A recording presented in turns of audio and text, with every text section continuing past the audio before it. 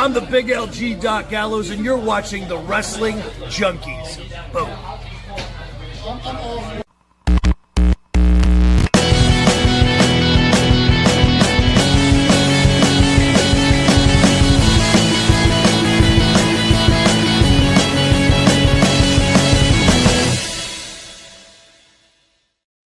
What's up, everybody? Welcome back to the Wrestling Junkies Podcast, episode 495, Podcast Dad. Holy shit. Yeah. Hey. Who pissed in your Wheaties today? It's this damn computer, man. It's pissing me off. I know. It's okay. It's okay. You look great. You look great coming through. I would hope so. I paid a lot for this phone, so I would hope that the camera is pretty good on this phone. Oh, you finally got a new phone? That was like months ago. Okay. Okay. Well, Podcast Dad gets his life together. Allergies. Dude, the allergies are killing me. That's why we missed the show yesterday. We had a pink eye scare with kids. Turns out it was just allergies, thank God. But yes, the allergies are destroying me right now. I don't know about you, but my face feels like about 55 pounds. Yeah, no, I fully feel you on the allergy front, but Team Dink over here. I got a haul. I'd have believed you if you just said it. Is that the first time my tongue's been out? I don't know. 495 episodes in, and my tongue just came out. Man, why is that? How am I supposed to know that? what have we been doing?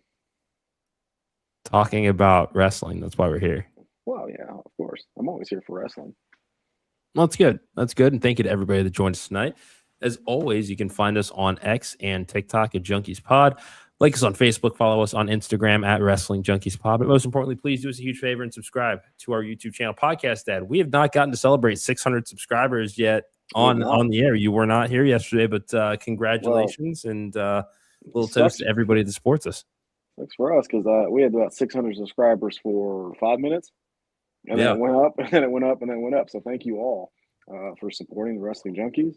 We continue to have a lot of fun here. We continue to grow. We can't do it without you guys. So appreciate that. We hit 600, and then we hit like 604, 605, 20 minutes later. So let's keep going. Road to 700 starts here. Tell one person. Facts. And while you're at it, show some love to our friends at the Main Event Wrestling Network at mainevent_net. We've got an incredible week of WrestleMania week content. We've got watch-alongs. OTM is going live tomorrow because Mr. OTM will be in Vegas, the lucky sumbitch. We've got Tino again doing watch alongs all week. I'm actually going to be joining him for the first hour of TNA tomorrow or Thursday night. Should be a fantastic time over there. It's been a while since I've gotten to watch any TNA, so I am excited to kind of go into this with fresh eyes and kind of catching up on what's going on. Yeah, more power to you. I don't know if I could. I don't know if I could do that.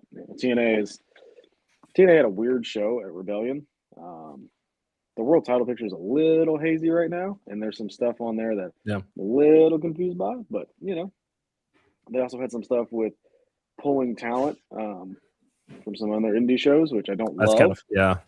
But, hey, watch them. They're going to have fun. You said that's Tino's? Yes, Thursday. So Tino time. Go watch that Thursday for that live watch-along. And they'll make it fun because they always do. Come on now. They do. And we've got 2 main event mixers this weekend, Saturday and Sunday ahead of WrestleMania. We're going to be on the night 2 mixer, so it'll be 11 a.m. Eastern, I believe, if my memory is memorying right now. Yep, but come hang out with us. In the morning, not the night 2, but that would be the morning. I know, but ahead of night 2 is what I said. Dude, I want to talk about WrestleMania. Can we talk about WrestleMania? We can in a second. Let's remind everybody, episode 500 is April 22nd, next Wednesday, 7 p.m. Eastern. Come hang out with us. We've gotten some congratulatory videos from some former guests and friends of the show, and they tug on the heartstrings, and then there's August Artois, but you'll start seeing those on our socials here in the next day or so. But again, episode 500, next Wednesday, 7 p.m. Eastern. Don't give me that Quaker and a titty bar look. It's going to be an interesting one. It is, yeah. You want to talk about WrestleMania? Go. I do. So ESPN put out a poll today.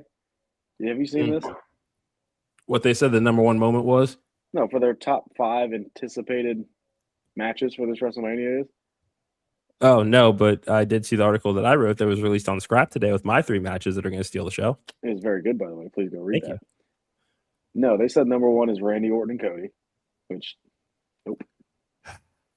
nope. Well, you know why. It's not at all. Not at all. I can't remember the rest of the top 5 off the top of my head. I wish I could look it up real quick. But they did not have Brock Oba in the top 5. Did they just not get the internet, or? I think they had Rhea and Jade at 3. You got to be fucking kidding me. So I ask you, Mr. Cincinnati, what's your top 5?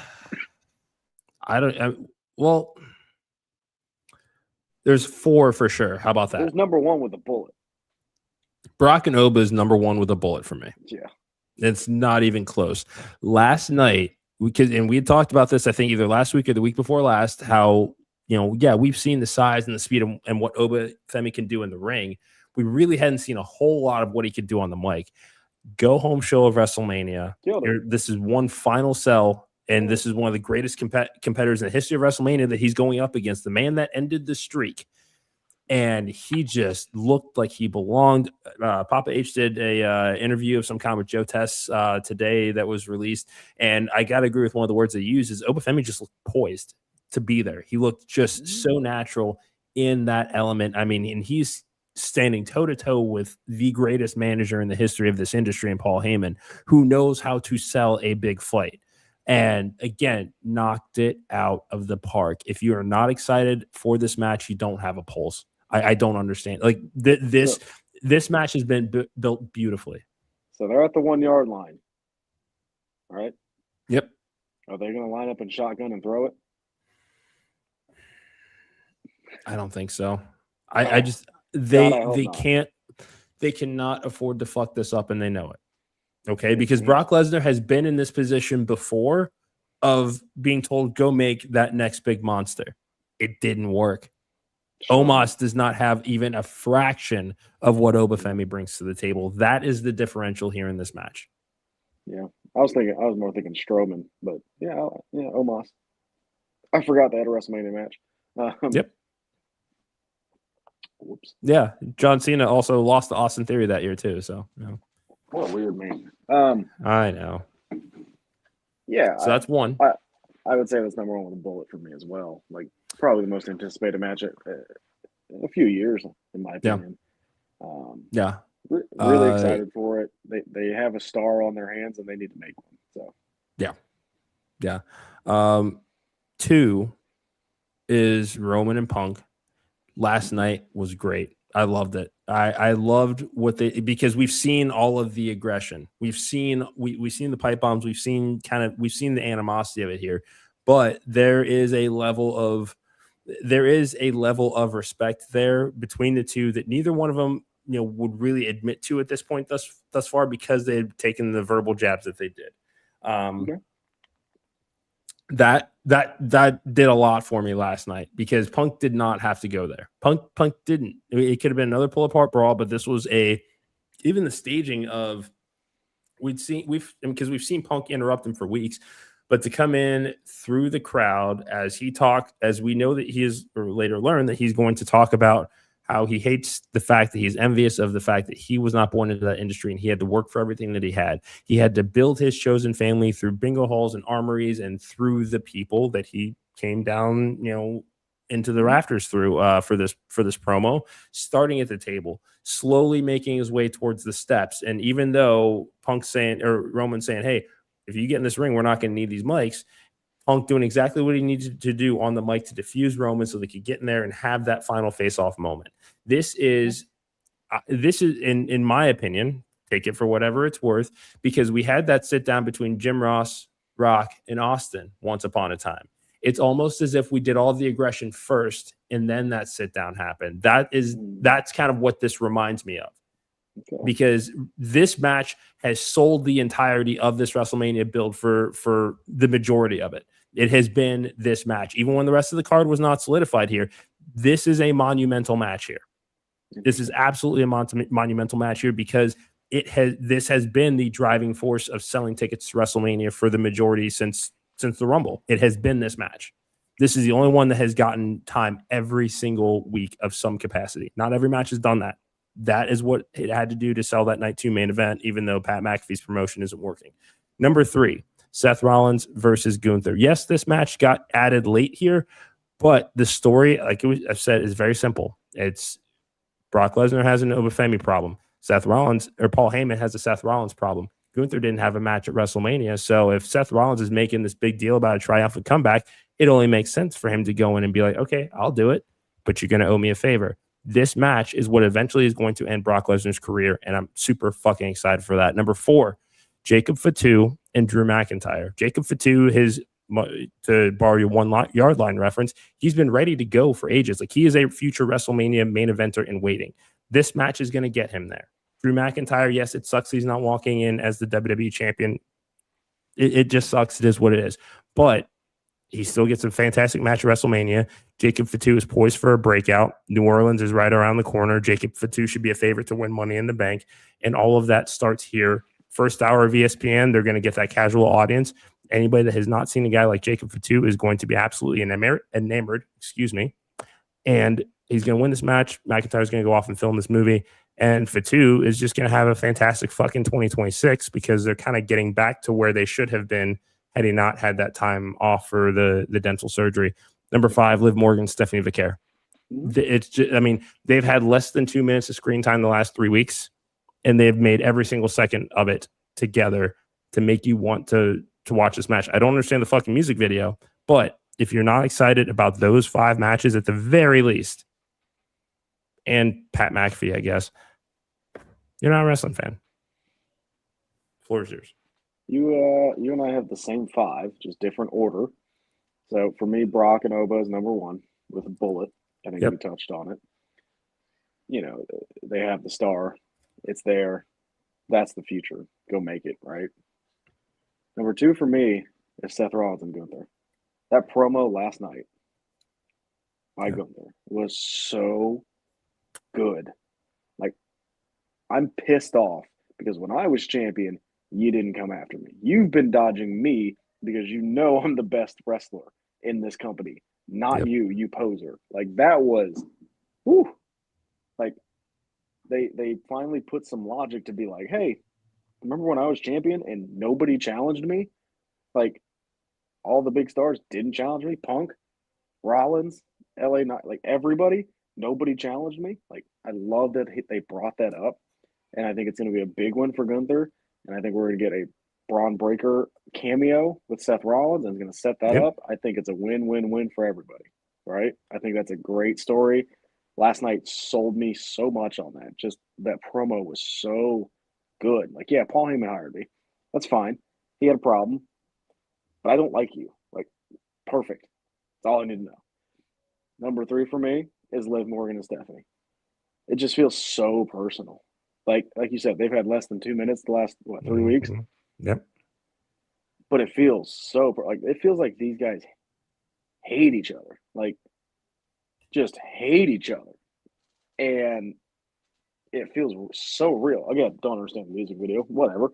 But it just feels like these two absolutely hate each other. And I think that's awesome. Like, I think I'm very much invested in this match because it's the only women's match, to be honest, I'm really interested in at WrestleMania at this point. Like, I'm not interested in the other 3 matches anymore. Like, they're fine. I'm just not as excited as I thought I'd be. There should be too. There should be. Yeah, EO. Damn Bellas. Yeah. Number 4 for me is Drew McIntyre and Jacob Fatu. I just think, again, these guys have been feuding for better plus of a year now. Like, and it feels real. It feels like these two just genuinely don't like each other. And all hell is going to break loose at WrestleMania. They had to make it a stipulation match. Love every minute of it. Again, you have another star that can be made with Jacob Fatu. This could be the launching point for him. And then number 5 for me is Roman and Punk. Obviously, the build has been amazing, right? I don't know how great the match is going to be. Yeah. I think that's why it slots so low for me, because I think the other 4 are going to be better wrestling matches. But the build has been amazing. Like, if we were going build alone, that'd probably be number 2. But I just don't know how great this match is. That's fair. I'm excited for it. Like it's a proper WrestleMania main event for sure. Yeah. But as far as like ones I'm looking forward to sitting down and watching and really getting invested into, it's probably fifth. They would do themselves a massive favor of any callback to the triple threat last year that they can use as far as any sequences they do. I think will do them a world of good, because that was a match of the year contender last year. Great match. You got one more dance partner in Rollins that just, much like Pump, elevates everybody that he's in the ring with. But this is, I couldn't help but just, and I had to actually do the math of going through every one of the 11 main events that Roman has been in when it comes to WrestleMania, as he, because he's wearing the new merch. And I'm going through the first 5 of them, like these were all dog shit. I didn't like him. What was the heist of the century, right? Yeah, but that had nothing to do with him. That one. No, that had nothing to do with him. Go back and watch that match. It was pretty good. It was pretty good. I like that match. The other ones, yes, I can agree with. Nothing was good until he was the tribal chief. Yeah, let's be honest. Yeah, that's like he is a tale of like 3 careers at this point. Came in with the Shield, white hot. They pushed him to the moon, and big dog. Hated it. Everybody hated it, and then he came back as the tribal chief, and we're like, "This is what we wanted." Like he's had a tale of 3 careers. Does he deserve to main event 11 WrestleManias? I don't know, but everything tribal chief wise has been, I thought, has been very, very good.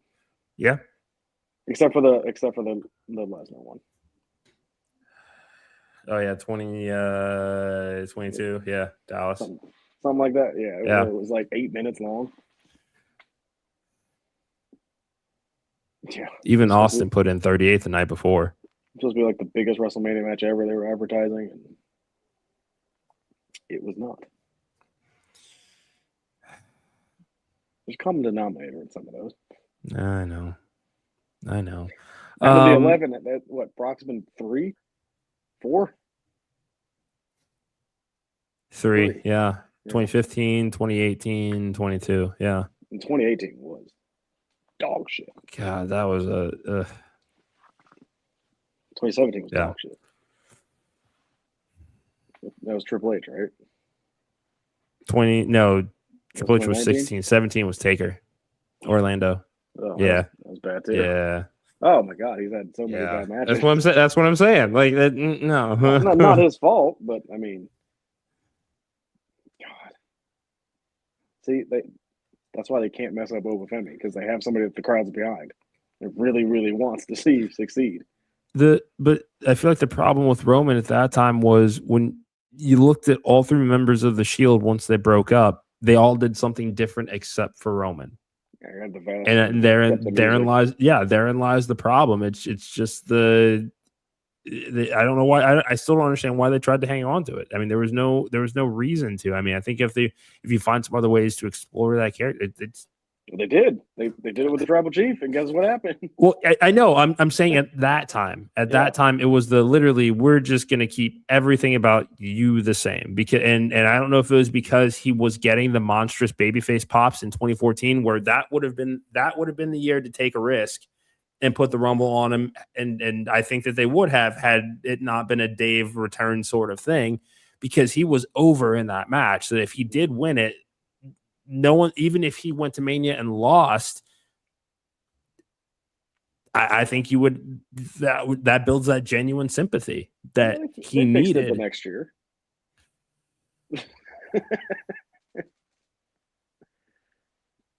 I have a wild take. Let's hear it. The Intercontinental title ladder match.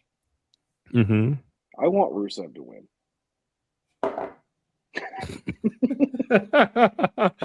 This is the same Rusev that I recall once using the exact phrase "big win over Sheamus." And he went, That same guy you would like to. I want Rusev to win. Really? I do. Interesting. I do. I like the intensity. Like last night was fun.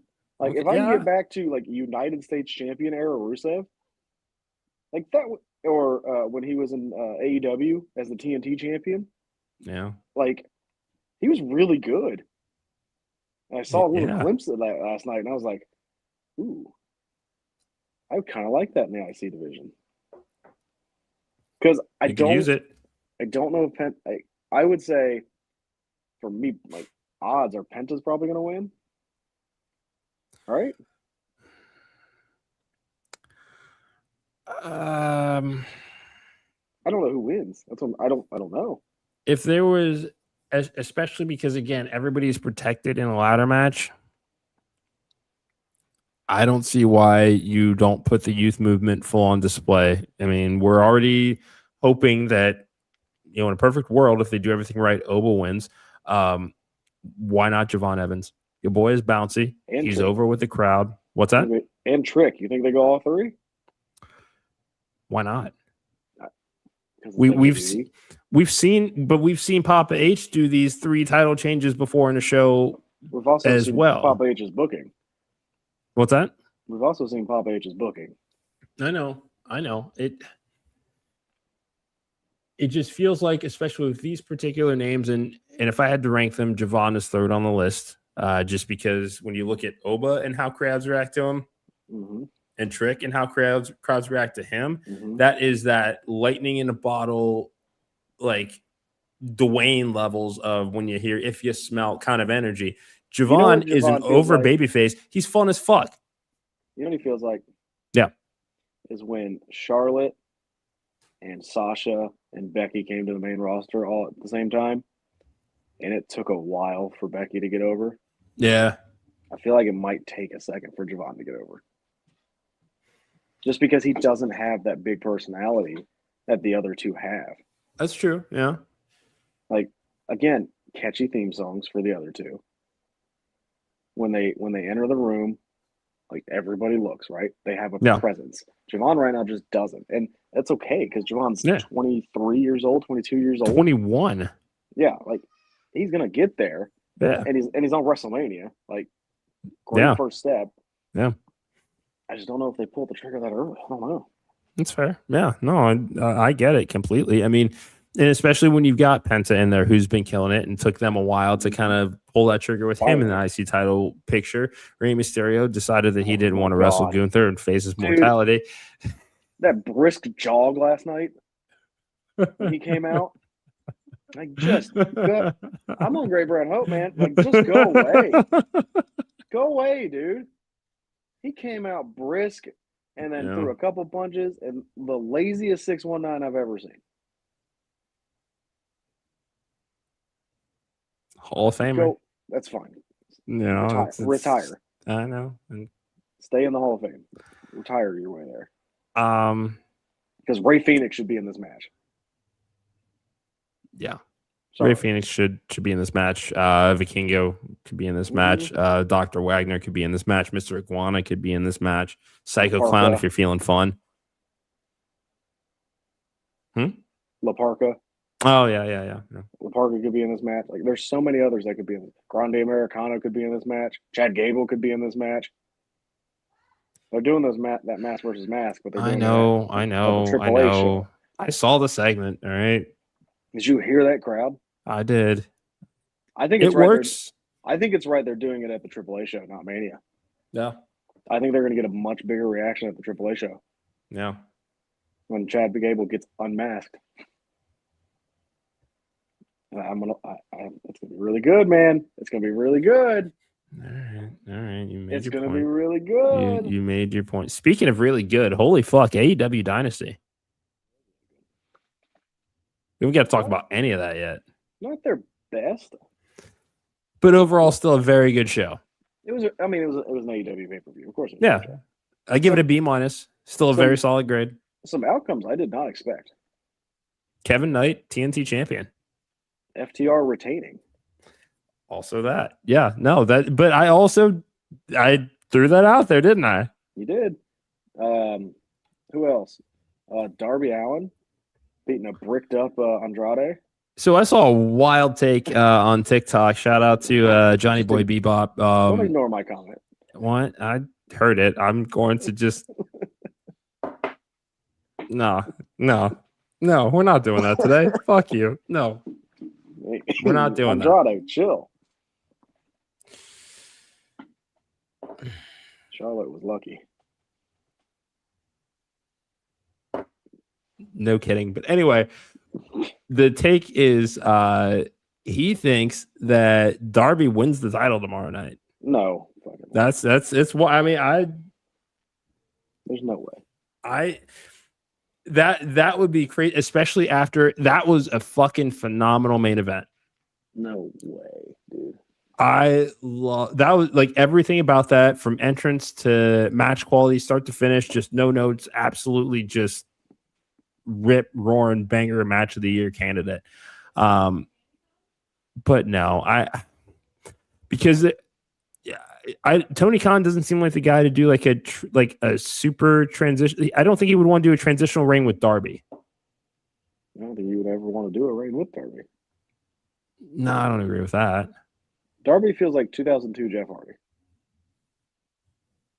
No, he's not 2008 Jeff Hardy yet. I wouldn't say that. He's breaking out, but he's not there yet. He's not a world champion, dude.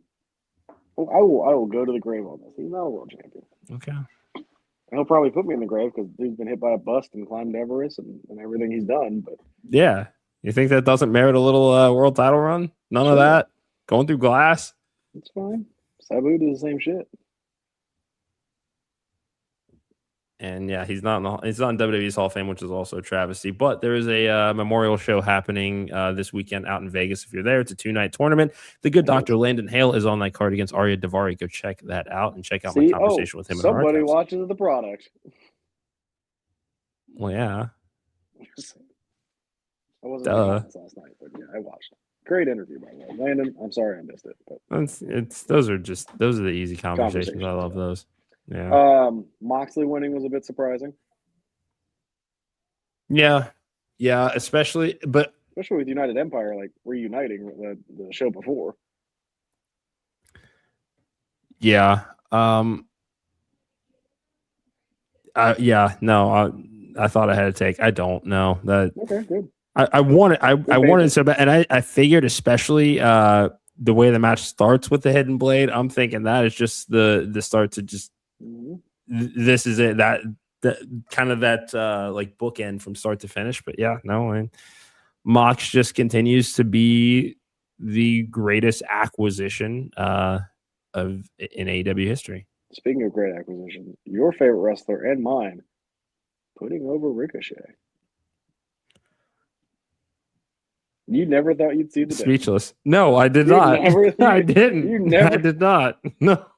You were fully prepared. No, it was earth on Chris Jericho. I was, and you know what? It was a good match. Start to finish overall. Yeah. I liked it. I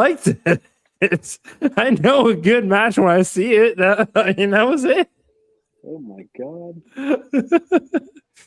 I think second on the card was the perfect spot for it. Oh my god. Never thought I'd hear the day. But here we are. Dude, how about Takeshita? It sounds like that babyface breakout's coming. It should. They've been teasing it for long enough. I mean, it is nice to see the cracks starting to form with it. I mean, because Callis, he didn't have a great night as far as the family, and the reactions kind of sold it all that we're going to start to see the splinter a little bit. And it's about fucking especially time. With Kyle Fletcher out. Like, it was kind of the glue at the moment. So it makes even more sense that they're starting to fracture even quicker now. And that's a fun story to when he returns. Sorry, go ahead. Yes. Thekla and Statlander. Good match. Or not Statlander, sorry. No, yeah. It was sorry, not Statlander. It was Jamie Hayter. Yeah. Jamie Hayter. Jamie down a beer before the match. That was really cool. I like that. That was fun. That was a lot of fun. Also, Conglomeration, they had the best entrance of the night because they had the sitcom set up with Roddy, Kyle O'Reilly, and Orange Cassidy. That's just fun as fuck. I'm so confused by this match, though. Like, didn't the War Dogs just win the title? It did. But, why are they dropping it that quick? You know? Because everybody loves Conglomeration. Yeah, well, let's not say everybody, but yeah. Did everybody love the Acclaimed? We did. We did. They should get back together. 100%. They should. They won't. But yeah, that one was a bit odd because I like the Dogs and they just won the title. Although it looks like Gabe Kidd did get hurt, so Yeah. Maybe there was a call on the Thoughts fly to or him. something. I don't know, but David Finlay kind of feels like something Jay White could have been. Like it feels like the same energy, right? Like David Finlay's really good, but he's in a group now, and are we gonna Depresses the shit out of me. You think we're gonna ever see that single? Like that's my bit. It's like, man, David Finlay could be something for them. Yeah. And MJ, yeah. You could also be the next NXT champion in another universe, but you only are. Well, I love his quote though. I know.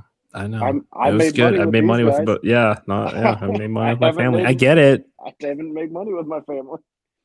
Like when you see that quote, you're just like, you know what? All right. I can't argue. Good. Yeah. Good call. All right, what else we got? NXT tonight? Yeah. NXT Revenge tonight. I'm hearing rumors that there have been discussions regarding Ethan. Awesome. Call-ups. Sol Ruka, JC Jane, Ethan Page, Ricky Saints potentially. Joe Hendry as well. Joe Hendry. I think tonight will be very telling as far as how stories are wrapped up. Yeah. Also, to the people out there on the internet that are hating on HBK for doing the pose with his children, shut the fuck up. Are people mad at that? Yeah. Grow up. Yeah. No, it's body shaming bullshit. One of my friends has said this a lot of times, and I believe it's true. Touch grass. No. That's it. What's up, Wrestling Pedigree? Thanks for joining us tonight. Let's run through the card really quickly. What do we have for week 1 tonight? Oh, wait, you're on your phone. I'll look it up. I'll let you vamp here. I'll plug. WrestleMania this weekend. We got a lot of fun stuff at the Main Event Network. Mixers. Like Mr. Cincinnati said, he will be on Tino's time on Thursday to watch the first hour of TNA. Also, go check out Mr. Cincinnati's new article. Very good read. You got the card? Yeah, I do. Thank you. Lola Vice, JC Jane, NXT Championship rematch. Fully expect Lola Vice. Yeah. Tony D'Angelo defends against Ethan Page. Tony D. Yes. Joe Hendry live in concert. I think I saw a story last week where this is also partially going to address his farewell. Yeah, his future. Callie Armstrong from Evolve makes her debut. That roster ain't ready. No. That roster ain't fucking ready. I'm saying there's a ton of talent. They just need to pull the Band-Aid off. Yeah. Jada Parker, Kalani Jordan go at it one more time. That's what we've got advertised tonight. But I would imagine that those are 3 big story arcs that we're probably going to see resolve, and probably some swan songs for NXT, which makes sense because Revenge is a 2-week event and WrestleMania is this weekend. So they need to be free in case, something happens Monday or Friday of next week. Progress is happening on Thursday. We're absolutely pumped for it. We're actually going to be doing a Progress preview show tomorrow. If you want to check back, 7 p.m. Eastern, midnight in the UK. We know it's late, but we promise it will be fucking worth it. We're going to go match by match and break everything down because, dude, it's Vegas. It's all about the stakes, man. Big week for wrestling. I'm excited. It is. Any final thoughts tonight, my guy? Hopefully my computer turns on tomorrow. Fingers crossed. That's going to do it for us tonight. Thank you so much for joining us. Remember, like, share, subscribe, follow us on X and TikTok at Junkies Pod. Like us on Facebook at Wrestling Junkies Pod on Instagram. Subscribe to the YouTube channel, please. We're having so much fun over here. See this table that definitely doesn't move? There's so much room at it. Come hang out with us. Yeah, there's a plant. Yeah. You keep adding stuff. This is an anniversary gift. Is it fake? No, it's real. Oh. You've met Max. You really think that he's going to allow fake plants in this house? I plead the fifth. Okay. Answer's no, dickhead. Anyway, follow Main Event Wrestling Network at main event _net. Episode 500 next Wednesday, 7 p.m. Eastern. Have fun with that. And you can be a part of the show. Go to our X page. We've got a pinned tweet there about how you can send in a voice note and you could hear yourself on our show. Yes. Do it. Send in the voice note. Argue with me. Come on. I want to argue. That's a podcast, Dadhausen. Debate. Sorry. I don't want to argue. I want to debate. Yeah. It can even get heated. Yeah. It will. It's fine. Yeah. But it's okay. It's all love here. That's the podcast, Adam, Mr. Cincinnati. This has been the Wrestling Junkies Podcast. And until tomorrow, Progress Preview Show. Enjoy those graps.